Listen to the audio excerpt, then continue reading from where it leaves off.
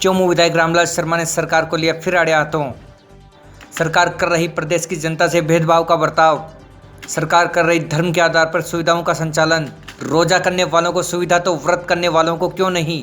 राजस्थान में 7.5 करोड़ की आबादी है और ये 7.5 करोड़ की आबादी सरकार की दृष्टि के अंदर एक समान है, वो किसी के साथ भेदभाव नहीं कर सकती।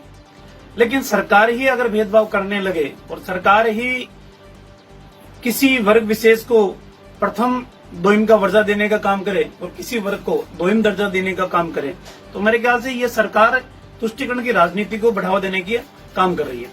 और मैं एक बार नहीं अनेकों बार कई बार कह भी चुका हूं कि सरकार तुष्टिकरण की राजनीति करती है, वोट बैंक की राजनीति करती है, अपना वोट और मैसेज देने की बात करती है।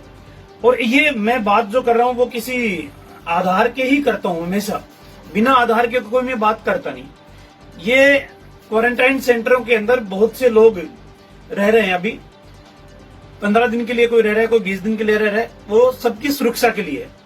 आपने इनका नजारा भी देखा होगा कि कौन कितना सहयोग इन सेंटरों के अंदर कर रहा है और कितना असहयोग कौन व्यक्ति कर रहा है। लेकिन जो भी अनेकों अपने अपने धर्मों के जो मानने वाले लोग हैं वो अपनी अपनी आस्था के अनुसार पूजा अर्चना भी करते हैं। हिंदू जो है वो पूजा अर्चना भी करते हैं, व्रत करने का काम भी करते हैं। मुस्लिम है वो अपने अपने धर्म के अनुसार रोजा रखने का काम भी करते हैं, रोजा खोलने का काम भी करते हैं।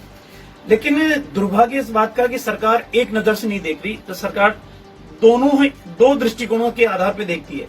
एक वो जिनको अपना समझती है, एक वो वर्ग जिसकी उपेक्षा सरकार कर रही है। एक पत्र 23/4/2020 का निकला हुआ है और ये भरतपुर कलेक्टर का लेटर है जो 23 तारीख को निकला है। और इसके अंदर कलेक्टर साहिबान ने कहा है कि कोरोना संक्रमण के क्रम में क्वारंटाइन केंद्रों पर ठहरे हुए मुस्लिम समुदाय के व्यक्तियों को रस्म के अनुसार व्यवस्था करने बाबत। तो आखिरकार रस्म की व्यवस्था तो उन लोगों के लिए भी की जानी चाहिए जो अपने धर्म और आस्था के अनुसार उन सेंटरों के अंदर रह रहे हैं।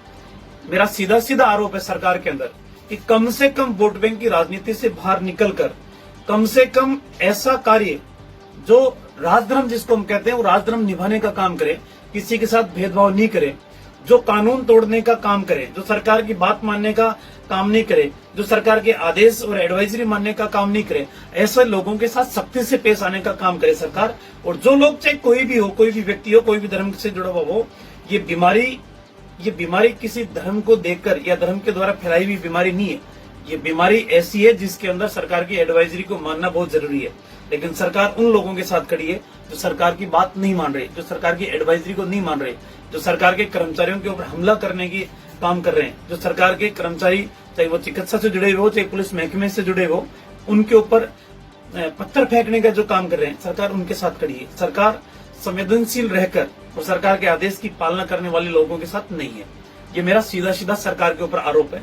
इसलिए सरकार कम से कम ऐसे पत्र निकालने से बेहतर ये होगा कि सरकार एक समान दृष्टिकोण के आधार के ऊपर, एक न्याय के आधार के ऊपर ऐसे एडवाइजरी जारी करे जो सारे 7.5 करोड़ लोगों के ऊपर समान रूप से लागू हो सके।